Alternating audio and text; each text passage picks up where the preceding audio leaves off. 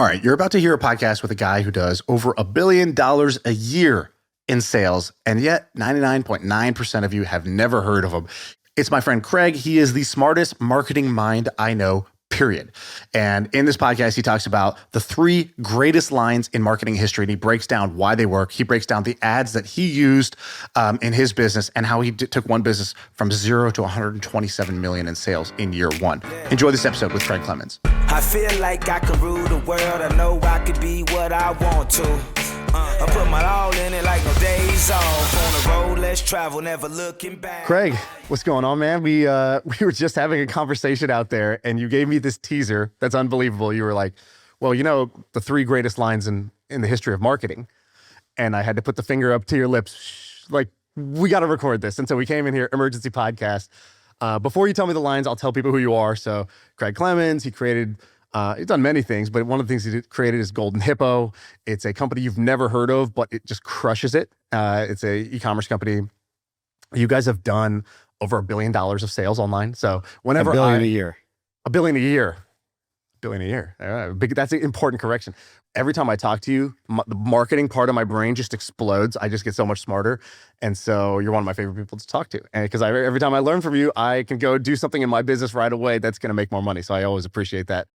You gave me the teaser, the 3 greatest lines in marketing. What are they? Okay, so the greatest line in marketing history, if you Google or Chat GPT it, is going to say a line different than what I was going to tell you. Okay, what would they say? I'm going to tell you what they're going to say in a minute. Teaser. Marketing is a lot about teasers. Because it is a very strong line and it's worthy of discussion. But I'm going to start with my favorite headline of all time. And that was written by a copywriter named Gary Halbert. And the way it came about, he was contracted by a woman named Tova Borgnine, who was the wife of movie star Ernest Borgnine. Before our time, but apparently if we went to our parents and grandparents and we said Ernest Borgnine, they would be like, oh yes, he was a Brad Pitt type of the time. So his wife wanted to come out with a perfume and she asked Gary to figure it out for her. So Gary doesn't know the first thing about perfume, but he knows a ton about marketing. At the time, he was a legendary copywriter, had many, many successes. And so he's brainstorming on what to do as he's walking through the mall one day, and he sees a kiosk where there's like these little oils and things like that. Right. Did you ever walk by that kiosk? Yeah, of course. There's always like a very smooth talker right there. Yeah, make your own perfume, right? And so he goes up and he's like, hey, what are these creations of perfume? Do you make them yourself or whatever? And they say, oh, yes, the essential oils are put together to make your own perfume. And he says, is there one of them that outsells all the rest? And they were like, oh yes, China Musk. China Musk is the bestseller by far. He says, why doesn't someone take China Musk, put it in a fancy bottle and call it XYZ perfume? And they're like, well, that's a great idea. No one's ever done that. He says, okay, give me some China Musk. So he takes the China Musk and he walks over to the jeweler that he knows. And he says, Mr. Jeweler, I would like you to put this in a fancy glass and gold bottle that is shaped like a T. Puts it in the bottle, and then he sits on it for like 3 months. Okay. Calls Tova Borgnine, and he goes, Tova, I have spent the last 3 months traveling the world in search of the finest perfume, and I think finally, after sampling literally thousands, I've discovered it. I want to bring it over to your house right now and have you smell it. He brings it over. She's just in awe of how great the China Musk smells. And she decides she wants to launch it. And she wants to do the launch party at her friend Candy Spelling's boutique on Rodeo Drive. Candy is a wife of Aaron Spelling, the big producer. And Gary says, that is far too small. We are going to rent out the entire bottom floor of the Century Plaza Hotel. And she's hemming and hawing. She's like, how are we going to fill that with people and this and that? And he says, trust me. So she actually strokes the check, rents out the entire bottom floor of the Century Plaza Hotel, and Gary takes it a full-page ad in the LA Times.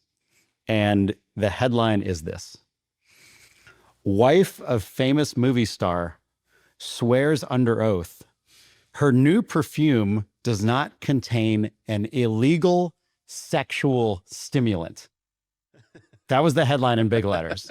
And then the subhead said, and she is so confident in this, she's willing to prove it by giving away 10,000 sample bottles on this day at this time at the Century Plaza Hotel. So they put up the ad, and will it work? Who knows? And the phones at the Century Plaza Hotel just start ringing and ringing by people wanting to know about this event. And this kept going and going, and they realized it was going to be chaotic. So the fire department comes the day of, and they like shut down the street, and they figure out this way to get all the cars in, and thousands and thousands and thousands of people show up and crowd into the lobby of the Century Plaza Hotel for this big reveal. He has two in-shape gentlemen with tuxedos get a briefcase, handcuff it to their wrist, and walk it in through the crowd, bring it onto the stage, opens it up, and in there are the 12 sapphires representing all 12 ingredients in Tova perfume. And Tova auctions off each sapphire for charity, brings in a few $100,000. The next day, the phone rang with unsolicited offers from, Macy's, Robinson's May, all the department stores at the time, Barney Sachs, et cetera, et cetera. It was the best-selling perfume in the world that year and went on for many, many years. I think now you'll find it like at CVS behind like the, photo counter or something like that, but it still, I think, exists. Wow. Yeah. So look for the T, Tova perfume. That's amazing. So you love that headline. If we break it down, so it was wife of famous movie star. Yes. Social proof right there. Social proof, not using her name. Yes. Some curiosity. Yeah. Which famous movie star? Exactly. Yes. So curiosity and social proof. Then it was swears under oath, which is like stakes, drama, right? Or how would you describe it? Is that what you would call it? Yes. And then new perfume does not contain sexual stimulants, which is like kind of an inversion, right? It's like that implies this shit must be amazing. Okay, so I need to come up with a name for this because my favorite part of the headline is the last part, and it's like the secret marketing embed or some shit like that. It's like the hidden secret message that even the reader doesn't know they're receiving. But when you read that, you're like, wait, okay, it doesn't contain an illegal sexual stimulant. Does it contain a legal one? Like, what is in this fucking thing, And I always wanted to rip that headline and do it for like a new taco stand or something. I think it's universal that you could be like, new restaurant owner swears under oath his tacos do not contain an illegal addictive stimulant. He's willing to give away 1,000 free tacos to prove that there's nothing weird in here and they're just that good. They're just that good. Actually, that's a great ending to it too. Yeah. And then it had actually the sort of the offer or the call to action, which was giving away so many samples at this time at this place. Exactly. It's proof that this is going to work. A risk-free offer. You're going to get this for free. Right. And if you don't like it, who cares? So it's removing all the risk. It's making it really easy to go get it. Have you ever done a remix of that headline? Have you? I haven't. I had a roommate who was going to open a taco stand. She didn't end up doing it. I came up with a name too. It was going to be in San Diego. It was going to be called Burro Borrachos. So like drunken donkeys. Yeah. I think it would kill it, man. If anyone out there, if you're watching this, you want to start a taco stand together, you got to have a good recipe, but I'm in, man. I'll do all the marketing for your taco stand. And you have to name it Burro Borrachos. And I get free tacos for life. Let's go. That could be amazing. But no, I haven't. But, ever since I heard about this, which was very early in my marketing career, I've been obsessed with like marketing embeds. And about the same time, this came out, I think, in the 90s or something like that before I was in marketing. But about the same time I learned about this, another marketing embed hit the world. And I think this is another of the greatest lines in marketing history. Okay. And that is, Shaan, I'm sure something you can personally relate to. If you get an erection lasting longer than 4 hours, call a physician immediately. So we've all heard it. Yeah. We've all heard it. It's the end of every Viagra ad. And That's if you're a guy that's I never having thought of trouble it that way. getting it up, and you're thinking about this and you're like, fuck, this could actually be a 4-hour erection. I'll be happy with 4 minutes, man, And it's such a great line. So you think that? So I always heard that as at the end of any pharma commercial. Yes. It's like you may side effects may include nausea, vomiting, blah, blah, blah. Yeah. I kind of thought it was like that, but actually you're right. I don't think that was the mandated mandated side effects. I think that was an embed. Maybe. I mean, it could have been true also. It worked as an it embed. shows a way to workshop things in a way that could be a positive. Like the nausea thing for something else, it could be like, you know, if you're, here's something. I literally got stem cell treatments last week. And the doctor, after he shoots me up, tells me, hey, you're going to have swelling tonight and extreme pain. And that's great. That means it's working. I was like, oh, interesting. Right. Change the meaning. You know? Yeah. And when it started swelling and I was fucking howling, man, it was like the most pain I've ever been. And actually I was literally howling. I was like, well, at least it's fucking working. You know, my knee's going to heal. So, yeah, there is a lot of value in being able to turn positives into negatives. Joe Sugarman was a master of this too. He used to sell a lot of devices. Do you know who Joe Sugarman is? I've heard the name, but yeah. Blue blocker sunglasses. So we could talk about Joe Sugarman for a hot minute because he is one Is that a real name, by the way, or is that kind of like his ad man name? That's his real name, and he's one of the greatest legends in marketing history. Everyone should read Sugarman and study what he did. But before he did Blue Blocker infomercial, which was one of the biggest infomercials at the time, he would do these devices. And he had one of the early air purifiers. And back then, the way the technology, you think of an air purifier now, what do you think of? Thing I put in the corner, right? A slick box in the corner of the room, like, Yeah. This one piece of mind. was in the 90s or something like that. And it had to have this crazy, weird wire coil on top of it to grab all the negative shit out of the air. And it was very ugly. And his ad attacked that head on. He said, like, you know, the coil that removes the toxins. And so instead of having this ugly ass thing in your house, you're like, oh, that you see that coil and you're like, that's the coil. That's pulling the toxins out of the air. You know, right. I forget what his exact headline was on that, but it was turning these negatives into positive. Right. Okay, so are we on number 2? Or that was number 2? No. That was number 2. Okay. Oh, actually, okay. So maybe there's going to be 5, 4. I don't know how many we said there was going to be. Yeah. Okay, a shout out to another one I just remembered that's really big. When infomercials first aired, the call to action was, please call now. Operators are standing by. Do you remember? Yes, I've heard that. These infomercials? Hundreds of times, yeah. Yes.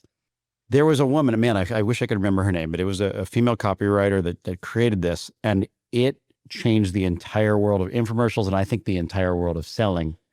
And she changed that line to, please call now. If you get a busy signal, please call again. And if you think of the picture in your mind, you know, of operators just standing there waiting for the phone to ring, and it's like, you know, no one's buying this fucking thing, to call now, you probably get a busy signal. Please keep calling. Please keep trying. You know, the offer is going to stay around for this many minutes. Please keep trying to call. It just gives the image of the phones flying in the room and everyone's trying to place their orders and it's like high demand and, you know, it gets you excited. And when you get through and you hear that person answer, you're relieved. You're like, oh, I got through. Right. I'm going to get the special offer. Is the special offer still available? Yes, ma'am, it is still available. Right. It's like that feeling of relief. So that was a big line. I'll give a shout out to that one. We did a similar one where for my company, let's say on a normal day, let's say when we launch a product, it would be awesome if, let's say, 800 people bought the thing like right when it launches, like the kind of the first 10 minutes or so. And so I'm like trying to think about how to drum up excitement or whatever. And so part of the team's, you know, first instinct is like, do we discount? No, we're not going to discount. That's going to have the opposite effect probably. Do we free gift with purchase or some kind of limited time like bonus for like the first people through the door? Okay, I think we're on the right track. And we did a similar thing where we were like, the founder sent a personal note. It was like an unstyled email, and it was basically apologies in advance. We expect this to go off, you know, to sell so quickly. I know that many of you are going to be upset, and so as a make good, you know, I give you my word that for the next one we're going to have more, but for this one it's just going to be. I know it's going to be chaos and scarcity. I'm already worried about it. Yes. And immediately we had our biggest day, which we had never had. Like, you know, 800 would have been a great day. And then all of a sudden it was like 2,800 just by apologizing in advance. Because we embedded instead of saying like, come get it. Yes. We were like, we're so sorry. You're probably not going to get it. Yes. And that reversal really worked. Embedded marketing. That's a book, man. That's a book waiting to be written. We've brainstormed 3 books now in the last 18 months that somebody should write. We want to write these. All right. Yeah. It's happening. Yeah. And actually you and I have been casually talking about writing a book. Yeah. And maybe we need some people out there to Pressure us, yeah. pressure us and motivate us. We will 'cause I read the think YouTube comments. One day we should, we should do this. So let us know below if you want to see this book. All right, okay, number 3. Number 3, 4. I can't remember next one. Which one? They're eating the dogs. They're eating the cats. They're eating the pets of the people who live there. Right. I have that song in my head now too. You The, know, the, guy the who made TikTok the song. reboot, they're eating the People dogs. of They're eating Springfield, the- please don't eat my dog. Okay. This line was said to have lost Trump the debate and possibly the election. And what happened over the following week, in my opinion, won him the debate and possibly the election.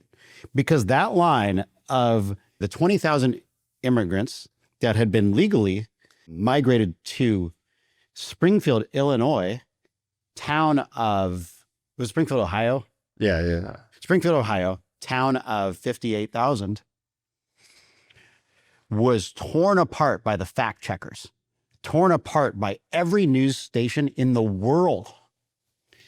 These 20,000 legal migrants in this town of 60,000 are not eating dogs. They are not eating cats. That is complete BS. Let me say it again. These 20,000 migrants that were moved into this little town of 60,000 people that probably didn't vote to have them moved in, probably didn't know they were coming in. Maybe some of them wanted them, maybe some of them didn't. They're not eating dogs, they're not eating cats. But what does it say to the entire world? Yes, large amounts of immigration, migration, whether it's legal or illegal, is happening in small towns and places like Springfield, Ohio. Right. I had never known this was happening. And, some people want that and some people don't. And Trump's base and a lot of moderates don't want the small town that they live in or their parents live in or, they grew up in to have such a huge change in population, in demographics, in, the style of how businesses are run, et cetera. And it spread that message worldwide that, wow, there really is a lot of immigration happening. And yeah, some people thought it was great and some people didn't, but it got that message out. Because before that, you hear about, there's, the number was always different, right? There's 8 million people that came in under Biden. There's 20 million people that came in under Biden. And there's this big number. Can you visualize 8 million people? Right, I can't. Yeah. But I can visualize 20,000. I've been to a football game. It's 20,000 in the stadium. And I can visualize 58,000. And I can put the simple math together. That's 1/3, of the population. And that is a change. And so it paints a picture. Did you read Scott Adams when he was running the first time? Scott Adams, the creator of Dilbert. He was one of the first people back in 2016 when Trump first came out. And if you remember, he did the first speech. I didn't follow much. He was of it. like, they're bringing their rapists, they're bringing their killers across the border. And it was like, whoa. That was like, this first exposure to yes. It's like, I saw this TikTok the other day of an African tribe drinking a Fanta for the first time. And they're like, they don't even know how to get to it. They're biting the lid off and then they drink a Fanta. And they're like, oh my, what is this? Yes. That was Trump. That was the reaction to Trump the first time. And Scott Adams came out and he was like, oh, not only is this not a joke, I think he's going to win. And he goes, I've been trained basically I think he's like a hypnotist. He's like, I have looked at how you communicate with people, not sort of overtly, but the subtext of what's being said and how effective that is at planting messages. And he called them linguistic kill shots. He goes, Trump has these linguistic kill shots where he just labels something or he brings their attention to it in an extreme way. So like with the eating the dogs or the cats, it's like, instead of arguing about the migration, you're arguing now, are the migrants eating dogs and cats? Which forced you to first accept the migrant point. But if he never said that, you have to debate the migrant point. And he was talking about when Jeb Bush was the favorite at the time because it's the Bush dynasty, the father, the brother, now it's going to be Jeb. And he just called him low energy Jeb. And he labeled him that. And then no matter what Jeb did, if Jeb was just being Jeb, he is kind of low energy looking. If he suddenly got vivacious, Trump would be like, good job, Jeb. You're doing it. And so Jeb couldn't win. He tied him up and neither path was viable. And he just had to remove this sticker off him. And nobody in politics was doing that to each other, right? Crooked Hillary. He was just coming up with these linguistic kill shots where visual words, every time you saw the person, that's what you saw. Yes. And Scott called that out pretty early on. And whether it's natural, that's just how he is, or it's like strategic, I have no idea. But I think at this point, it's pretty clear that that is an effective way of communicating that he does. Yes. He's a showman, like with the McDonald's thing. Right. When he went to work at McDonald's, a lot of people didn't know why he was going to work at McDonald's. And then they found out, oh, Kamala has a questionable history. It's in debate whether or not she worked at McDonald's, And he did something else where he was interviewed at a conference and he said, I think Kamala is black now. I thought she was Indian. And everyone's like, Trump's a racist, blah, blah, blah. And it's interesting because when he says these things, it kind of does make him look bad in a way. It does in a way make him look like a schoolyard bully. Right. But it's effective. Right. It's weird, right? Yeah, he creates the frames that then you have to participate in. Yeah, and the garbage truck, he did the same thing when Joe Biden called his supporters garbage. He went and got in a garbage truck. He's like, I'm going to milk this moment and make sure that I dominate the news cycle. That was the really interesting thing I realized in this election is you could feel in the news cycle who was winning, and then you could track it on Polymarket. So like the news cycle, whoever had something positive, their odds would go up on Polymarket. And then Trump did the rally at MSG, and he had Tony Hinchcliffe did the diss on the Puerto Ricans, and like the Polymarket starts going down, and like Kamala's owning the news cycle, and then Biden says the garbage thing, and it goes back to Trump favor in the garbage truck, and Trump's odds go up. It was wild to see these two things tracking. So let's do another one of the greatest lines. So now we can go to the Chat GPT line. Yeah, what would they say? And it really is, and this is something that everyone knows about, but not a lot of people know where it came from. So you'll know the line instantly when I say this, but, in the 1940s, only about 10% of brides got a diamond engagement ring. De Beers diamonds had an interesting run. They were quite popular in the early 1900s as like a flex, not as a wedding ring, but, in other jewelry or on like a lapel or, necklace, earrings, things like that. And then the Depression happened.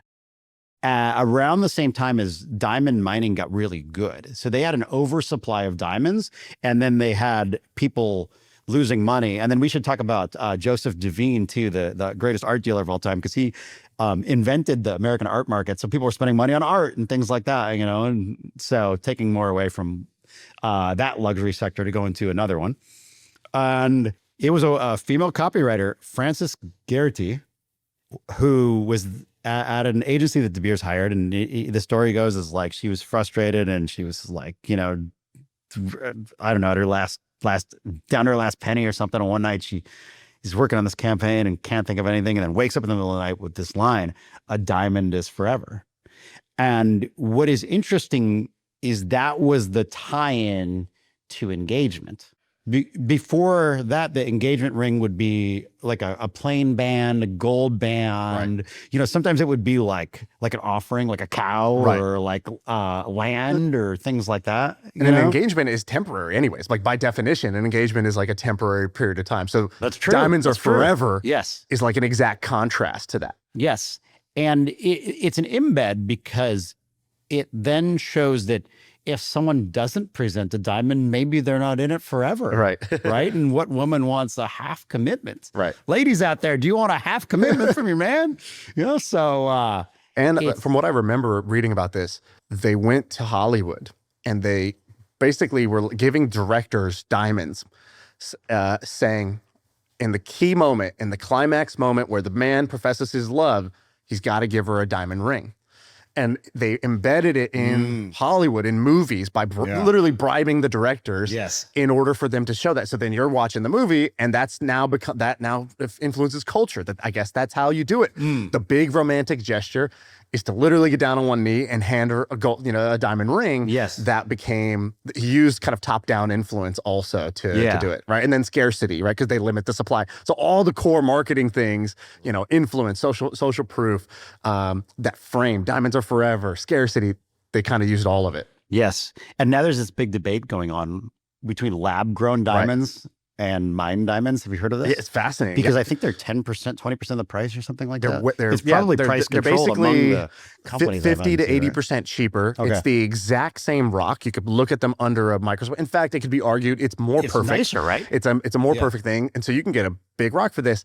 But then the smartest, the thing that I guess De Beers did was that so this is a big problem. They're like, okay, if there's lab-grown diamonds that don't have these social issues with mining, blood diamond type of stuff, yes, and it's just as good, if not better, this is a problem. And so what they did, the genius of their business strategy was they got into the lab-grown business and just flooded the market with cheap lab-grown diamonds. So they lowered the price intentionally. Like crappy ones?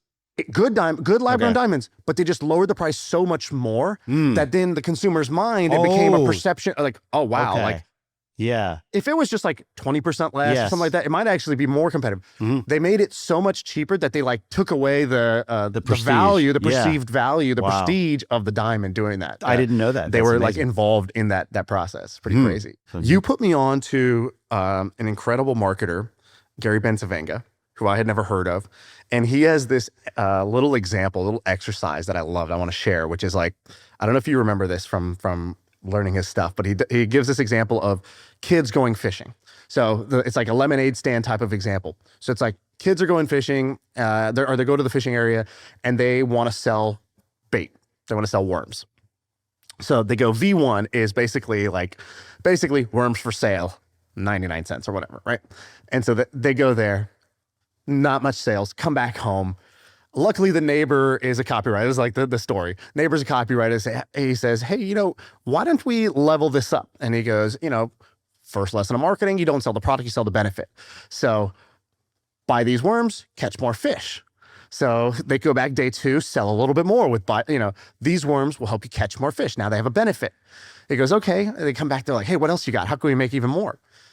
And then they go to the next level where they were like, he's like, well, why do they catch more fish? And I think it's Ogilvy who has this great quote that he was all about like the reason why marketing. And they go, Ogilvy, you seem to be a big fan of this reason why marketing. And he goes, is there any other? Is there any other way to sell this besides that? That's all, it's crazy if we don't use that. So then the kids go out and they're like, well, why do our worms catch more fish? Oh, because these are local worms from the local soil. And what you don't know is that fish prefer worms that are from their local soil. It's more attractive to them, not these imported things that you find on the shelves. We have the local ones. Start selling more, right? And then they go to the next level. It just shows like layering on these like master marketing techniques. I love that example. What's it end with buy 2 cans of local worms, get a free bobber or something. Exactly. It's like that. there's like an offer. So he's like, juice it with an offer. And I think maybe I'm mixing up 2 of the stories, but like he did a kind of a sensational headline too, which was like local fisherman accused of cheating because he catches the most fish. Reveals his simple secret, right? And it's like, oh, why we got to know, because there's a guy who catches way more fish than everybody else. People accused him of like, using nets and other methods. No, he's just fishing like the rest of us, but he uses the local worms, right? So like, he gets to the best of it. Yeah, I love Gary's persuasion formula. He's got this very, very simple thing, and it sounds like when you first read it, you're like, oh, okay, I didn't get anything revolutionary. Then I go look at my ads. I'm like, okay, I'm not doing any of these things. And then you start doing them and your ROAS starts going up. So he's got the 5 Ps. And so the first one is problem. So what's the problem that the person has? And he says, no problem, no sale. Like you can't sell someone something that they don't do. Have some Advil. I'm not hurting. Why would I want your Advil? Yes. So problem. Then the next one is promise. So what's the promised benefit that this product is going to give you? Proof that it works. Then there's proposition, which is your offer. And then I call the last P products, because he talks about the Cracker Jack secret. And he talks about how in a box of Cracker Jacks, they always had like a gift at the bottom. And he's like, even if you give someone the Cracker Jacks and they're not hungry right now or whatever, he's like, I've never seen somebody just throw it away and not get the little gift out of the bottom. Yeah. And he's like, so you want to have the Cracker Jack secret in your ad, basically. And that was his thing. And then you can juice them up, right? So those are the P's, and then he's got the U's. And if you stack those together, he literally has a formula where it's like urgent problem, and that's 25 points. Unique promise, that's another 25 points. Unquestionable proof, another 25. User-friendly proposition, that's the last 25. And then the Cracker Jack secret is the bonus 20 points. If you stack that whole thing together, you get to 120. Love it. Amazing. Amazing. So good.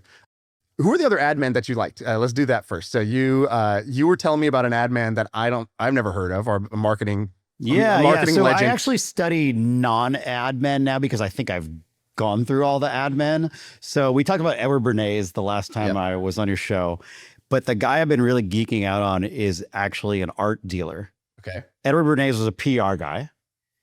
Joseph Duveen is known as the greatest art dealer of all time. Duveen's run was around like 1880 or 90. I think he died in 1935. And he came from a family that had a shop that sold like porcelain goods and tapestries in London, England. And they were pretty well established. They sold to the Queen and things like that, so they were the go-to place. But these tapestries and ceramics would sell for like $3,000 to $5,000, which I think in that day's money is maybe like six figures or, something around there. And he noticed as a teenager that fine artwork at certain times was selling for like $75,000. And so his uncle and father who owned the shop brought him when he was 15 years old to New York with them to do some business. And he sneaks out from them, goes to Fifth Avenue and leases a little warehouse with like an upstairs and a downstairs. And he comes back and he's like, Dad, Uncle, I got us a shop. And actually, I should preface this by saying, I don't think 15 years old then was like 15 years old now.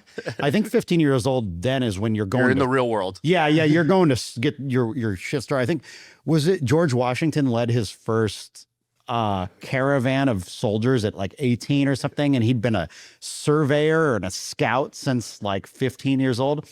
Duveen was a hustler from an early age. He books this thing in New York because he has this realization when he's there. And that is that Americans, for really the first time, have tons of money. This is when Rockefeller was coming up and JP Morgan and the Industrial Revolution. Europeans have tons of art. Americans have tons of money. Europeans have tons of art. So in Europe, you'd go to the Duke's house, right? And the Duke would have his family portraits up. There's no photographers. And so you'd have to have a painter catalog grandma or grandma as a baby or whatever. So it would be on the wall and it would be like Raphael painting grandma. Right. Because Raphael was the portrait guy at the time or whatever. I don't know if it was specifically Raphael, but people like that, or Gainsborough, or, some of the people that are now the biggest artists of human history were just, flooding the walls of the Duke's house. And these Dukes, like anyone else, would go busto sometimes and they'd be looking for money. So Duveen, in his first big deal, he went to this Duke and the Duke was kind of broke. And he's like, yeah, I'll figure out how to get $3 million for your entire art collection. And that at the time was like, 300 million or something. I don't know. Huge. But he bought the Duke's entire art collection and it was some of these old masters, Rembrandts and things like that. And he brings it to America and he starts shilling it. And his sales methods are just like unbelievable. What was he doing? How did he do it? So some of these had some prestige, but like the first thing he does, as he gets this painting, I think it was Gainsborough's Little Blue Boy. It's been a year since I read the book. Sure. But he acquires this and he makes this huge deal that this great institutional landmark of London is coming to the United States. And when it comes, he arranges to have all the reporters waiting on the deck. There's no airplane, so you take the cruise liner over. All the reporters are waiting there. It comes in, and now it's on American soil, and it's going to be presented at this amazing spot, and builds the gravitas around this artwork. And then he has a pool that he decides is going to be the buyer pool. They don't know it yet, but he's talking to people like Henry Frick and Andrew Mellon and John Rockefeller about this thing coming. And they'd be like, is this going to be for sale? He'd be like, the crown jewel of London for sale? Are you kidding me? No, absolutely not at any price. But if you want to make an offer, I could bring it to someone. but it's not for sale. So he'd bring this thing, and then he sold it for like $225,000, which was record shattering at the moment. You know, it's in every newspaper in the world that this painting sold for this much money to this person. And through a couple of these things, he creates the American art market, and he has all of these industrial revolution titans, Right. you know, all the names, right? Literally, you know, Rockefeller, Mellon, Morgan, Vanderbilt, all these people become his clients. And his sales methods are just like next level, man. Like, so there's a story of, I think it was a guy who made a fortune in California in the oil business. And he comes to Duveen's in New York and he wants to buy art. And this guy's like a new money guy and he's not really in the New York clique. He brings him to the shop and he has the guy show up at the time he says, and Duveen takes 90 minutes to show up. He's been waiting there for 90 minutes. Finally gets the guy and he's like, okay, come on upstairs with me. And he walks them into this corridor and there's the 5 paintings there that are stunning. And he walks them past and he's like, I'm going to show you some of the things in the back. And the guy's like, wait, what about these paintings? He's like, sir, those paintings are reserved for Mr. Mellon. Come this way. We need to get you something that will be more suitable for your collection. Tell me again what's in your collection. Oh, I have not heard of any of those artists. That's cute. Let me show you a nice starter work. He's like, well, what about the pieces, Right. you know, the 5, like, how much is Mr. Mellon paying you? Making him feel small, yeah. How much is he paying you? And you'd think that he would do this as a ruse, but he really didn't sell the guy the paintings for Mr. Mellon. He made him buy this starter piece and was like, I can work on one of those. And then he'd call him a few months later and be like, look, you know, I think I might be able to wrangle one of those paintings loose from Mr. Mellon. But the price is going to be outrageous. And Duveen's saying was, when you overpay for the priceless, you're getting it cheap. That was his quote that he propagated, which is kind of like a diamonds are forever. Yeah, right? exactly. And so he's got all these embeds that he does in just his everyday behavior, you know, like putting people in tears and things like that, and propagating the saying that overpaying for the priceless is like the best financial move you can make, you know? And the things he does is just next level. I mean, on the sell side, it's fucking crazy. He's so relentless. He would go on cruise liners, and back then, the boat from London to New York was the big thing, and it was different levels or whatever. And your deck chair is like your baller spot, right? And so he'd go in there, and the way he met Andrew Mellon is he greased the staffer to seat him next to Mr. Mellon. And then he gets there and he finds out that Mr. Mellon is a recluse and doesn't like going outside and only stays in his room. And he's so mad that he greased so much to get the deck chair. But what he does is he starts kind of stalking the elevator. And he times it to get in the elevator at the same time Andrew Mellon gets in the elevator. He was like, how do you do, sir? Literally an elevator pitch. What's the intent of your travels to London? And Mr. Mellon's like, oh, I'm here on this business. You know, how about yourself? And he's like, no, you know, having a brunch in the Duke of Carnegie's home. Not sure what else, you know, but just drop something like that. And then, you know, where else are you going to be on your travels and things like that? And he's like, oh, you're the person who founded this. I forget what Mellon did, Steel or something, you know. Would you like to join me for brunch at the Duke's house? And he's like, oh, sure, I would love to meet, because royalty was the thing, you know, and Duveen really did have these connections. So he brings Mellon to brunch at the Duke's house. When you go to a Duke's house, the Dukes have the art on all the walls, and it's from all of these old masters. And you're like, oh, if I want to become a dynasty, like these royal families that are dynastic families, I need to do what they do. And that means having these old master paintings on my wall. So he sells Mellon so well that he becomes a top client of his. And when you became a top client of Duveen's, you're no longer allowed to use your own architect. As a rule, for him getting you the great pictures, you have to use his architect to design your house, to have optimal viewing, to give these pictures justice. Otherwise, I'm sorry, Mr. Mellon, but this picture cannot be in your collection because it does not to be showcased in a side room or something like that. And he would have his architects design their apartments with like very little windows and huge wall space, but way more wall space than they would ever need. And then he ran into an issue. The people just didn't buy enough real estate to hold all the paintings. And this wasn't like crypto art where you can store it on a wall. You know, you got to have walls to put it on. And so he started convincing them to open museums. The National Gallery in Washington is founded by Andrew Mellon at the urging of Joseph Duveen. And he said, the key to your immortality is building this gallery and having your work live on beyond you in it. And we're going to build it 30,000 square feet. And so he does this. Mellon builds the National Gallery, and then Duveen's able to sell him way more art, stock up all those walls, plus all of his houses and shit like that. Right. Mellon passes on. And then I think it was Henry Frick. He's his next big client. He's like, Mr. Frick, if you really want to achieve immortality, you could add on to the National Gallery a bigger wing than Mr. Mellon made. Right. And stack it with your art. And he did. He fucking did, and bought all this art from Duveen. I mean, the guy was so ruthless. Another of my favorite Duveen tricks he would do is when he'd be at Andrew Mellon's house, there was a couple other competing dealers. You'd ride the horse and carriage over there, right? It's not like a car. He'd grease the staff to tell him if they find out that another art dealer is going to their house. So he'd find out when the competitor's going to Mr. Mellon's house, and he would show up the same day, and he'd be like, just passing through the Hamptons, happened to, hello, Mr. Peary, fancy seeing you here. I was just visiting my client. And he would go and just sit there all day. And you can't reschedule the meeting because that person probably traveled several days to get there, He was just relentless, man. And that's actually, I know you have a lot of young kids in your audience. And I did an experiment recently. I was at a mastermind where everyone paid $250,000 to attend. Wow. And I asked them, I said, I'm just curious about this room. You guys are all established people. How many of you in your youth had some sort of sales job that required you to be relentless, like 200 phone calls a day or knocking on doors? And almost all the room raised their hand.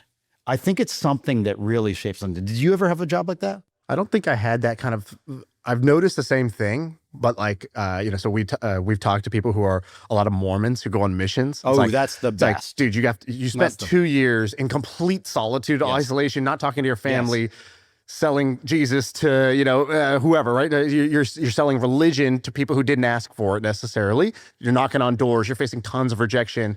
And day after day, you carried on. That is such a formative experience. My uncle had told me one thing about, he used to sell textbooks door to door, textbooks companies. I guess there was a couple of them in America that were really big that way. And we recently just had another person on the podcast. We've had several people on the podcast with this one same job, which is door to door sales, whether it's textbooks or knives or whatever it was. And the hit rate on those is really high. Brian Johnson, who was going to be here at the event, I was just watching his documentary, same thing. His first job was door-to-door credit card processing sales. I was telemarketer of credit card processing. You were too. Amazing. And so he rejection, figured out how to sell, figured out how to carry on in the face of rejection, got numb to rejection, just started to see it. Like my uncle told me, he goes, how I go, how many did you actually sell? You're selling textbooks.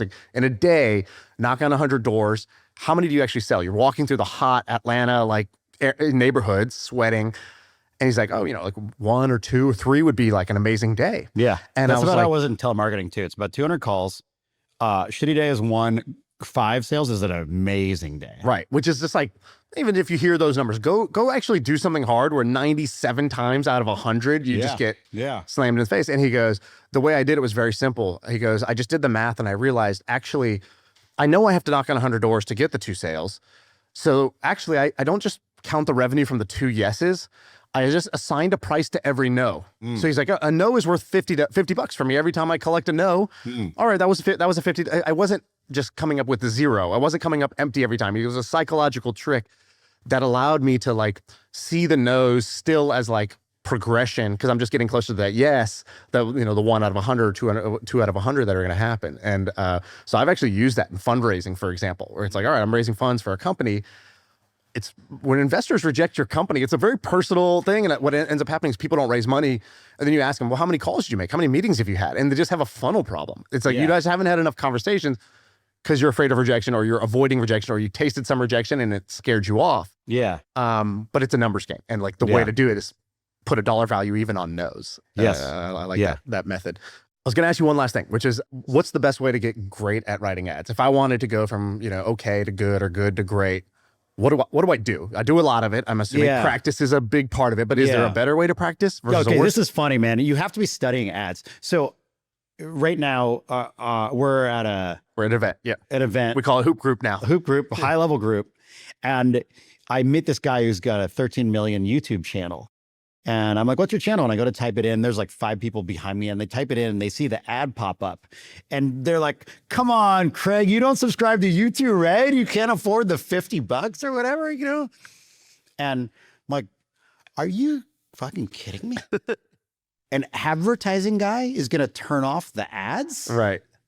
I Fight with one arm behind my back. YouTube topics to get the ads on purpose. Like I would watch the ads all day long if I could, because I need to know what the lay of the land looks like. One of my best so I can friends, disrupt it. who's a great marketer and has made personally made, I don't know, $200 million, and his businesses all are just Facebook ads. But like that's like his take home that he's probably made. And he switched his gender and age on Facebook, so he's a 45-year-old woman. And I was like, why does it say? I have a 40. Why does it say you're a 45-year-old woman? And he was like, so I could see the ads, dummy. Why would I want to see the ads of a 28-year-old dude or whatever? You know, like that would be terrible. Yeah. I know who I need to sell to. This is the golden customer, and like I need to have I need Facebook to be showing me what they're seeing. Absolutely. I was like, wow, that's genius. Yeah. And then I also hang out in a lot of biohacker circles. So I find the things that people are doing at Burning Man and on Venice Beach. And when they catch fire in these little circles, you can tell they're like ready to go mainstream. I like it. You know? And sometimes I get on the trend and sometimes I don't. Like mushrooms was one of them. And, you know, that's a massive category now. I think, you know, our mushroom supplement with Gundry MD sells okay, but it's not like a category creator. Like the mushroom coffee did really well, right? Like the mud water type. There's a few companies. that have done it. Four Sigmatic is owned by a friend of mine. It's a great brand. I take those products myself. There's a few mushroom brands that are amazing. Yeah, sometimes you catch it and you can, as I say, like create the wave. Sometimes you're riding the existing wave. And I think too many people start businesses trying to like ride the whitewater. You know, there's a supplement company. I won't say the name, but you know, they launched with an epic celebrity, and then the product looks like every other product out there, and it's out of business now because they had this great celebrity who was certainly a scroll stopper, as I like to say, but they're offering a product that everyone else has too. They could just, you know, learn about from the celebrity and then they go on Amazon and buy a cheaper one. You know, you got to get things that are unique. And that's why the probiotics was so great in 2014. I don't have a probiotic now that's, you know, doing big numbers like that because probiotics have become commoditized. Craig, amazing. As always, fun, thank you for doing it. Impromptu. Follow Craig on Twitter. Craig Clemens. Yeah, this was the impromptu. This is our conversation. We just moved it over here with the microphone. So thanks for doing it, man. I always love chatting with you. All right, let's get back to it. All right. See ya. I feel like I can rule the world. I know I could be what I want to. I put my all in it like no days off. On the road, let's travel, never looking back.